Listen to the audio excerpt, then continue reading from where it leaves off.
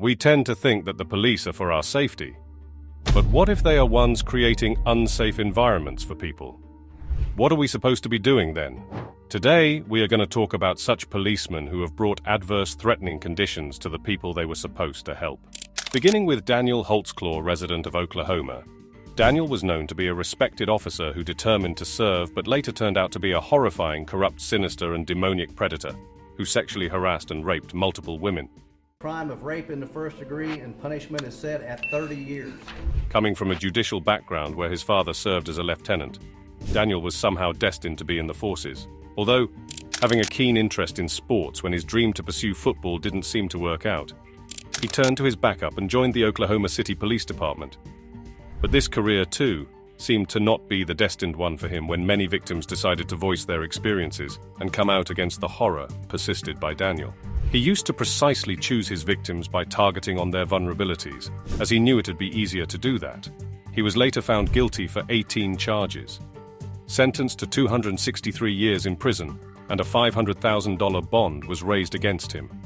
Whilst Daniel broke into tears, victims were relieved from the extreme pain they suffered. Moving on to Michael Dodaro, an officer from Edison, New York called Michael Dodaro was known for his discipline, determination, and zeal as an officer. Joining the force back in 2003, he was constantly praised for his efforts in the field, and his flourishing career reached its peak when within 8 years he was promoted to the post of a sergeant in 2011.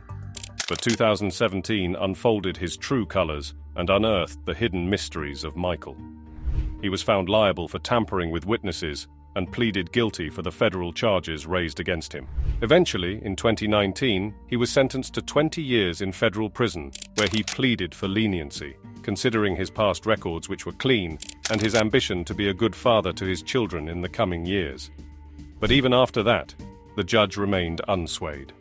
While delivering the sentence, Dodaro's demeanor remained unchanged, which might be considered as his lack of realization as to what he had done and what was happening to him as a consequence of it. The third count is the case of David Carrick. The influence of men like you in positions of power stands in the way of a revolution of women's dignity. David is a former police officer in England who was reported to be having multiple abusive relationships with different women he met on dating apps.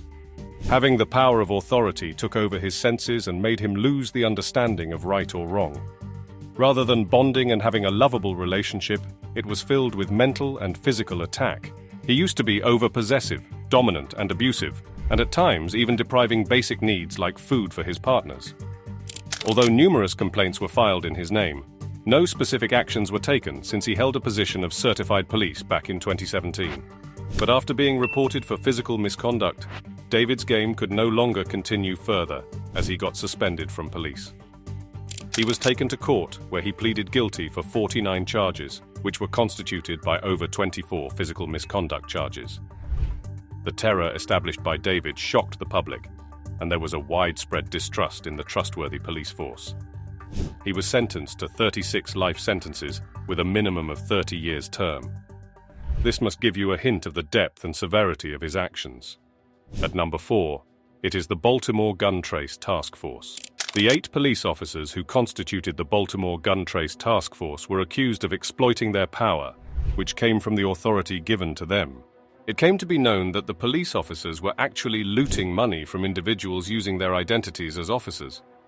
Apart from this, they even fabricated police reports and distributed drugs. It breaks our heart to think how disturbed the victims might have been, as it was reported that they stole $1 million from an individual. All the 8 officers were found guilty for distribution of drugs and racketeering. This case highlighted the loops and the systemic issues within the police force and how people bestowed with power can easily misuse it for their own benefits. The 8 men were finally convicted for the crimes they committed, and their sentences varied based on their individual involvement in the crimes. Ranging from 7 to 25 years, it was made sure by the jury to give the most appropriate sentence to all the offenders. The leader is said to not be released any time before 2030. The conclusion of this case could be seen as a warning for anybody in power thinking of misusing it. Next in the line is Eric de Valkenaer. Highlighting the racial profiling in the Western country, this case sprung up the threat to people of colored race in Kansas City. Eric found himself as the center for the fatal attack on Cameron Lamb in 2019 in the United States. It struck suspicion which led people to question the systemic racism embedded in the law enforcement personnels. During a routine traffic incident, Eric found himself with his spouse in front of a red pickup truck. They entered the backyard without any legal warrant, unaware of Cameron behind the wheel of the truck, who was slowly reversing it, and the irresponsible officer shot a completely innocent civilian to death. Eric was convicted in 2021 of second-degree involuntary manslaughter and armed criminal action in the fatal shooting of Cameron Lamb in November 2019, for which was found guilty. Class E felony of involuntary manslaughter in the second degree. I sentence you to a term of incarceration in the Missouri Division of Adult Institutions. He was sentenced to 6 years in prison, but remained free on bond while his criminal appeal worked through the courts. Lamb's life was tragically cut short, leaving his family in grief, and his community searching for answers. At number 6 is Daniel Saylor. Once hailing as the guardian of the city of Florida, Daniel's fall from glory was quick as he was found entangled between a web of accusations for corruption and deceit. Even after patrolling the streets with full determination and admiration for his duties, his tenure was crushed by an unexpected storm.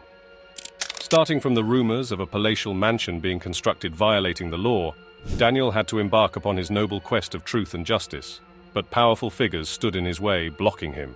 But Daniel managed to reach the core issue and was ready to expose it to the world. But only after this we come to know that he misused his badge.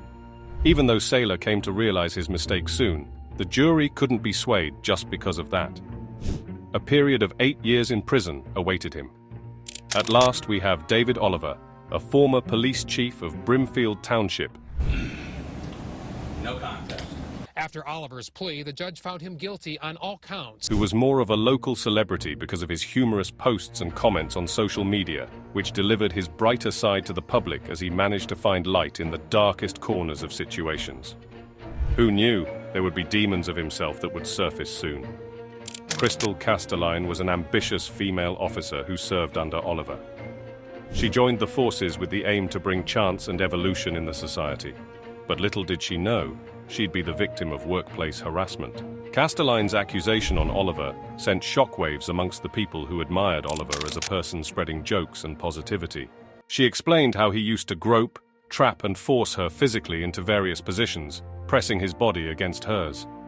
Oliver pleaded no contest and was found guilty in Portage County Common Pleas Court in January 2016 of assault, unlawful restraint, attempted theft in office, and unauthorized use of property.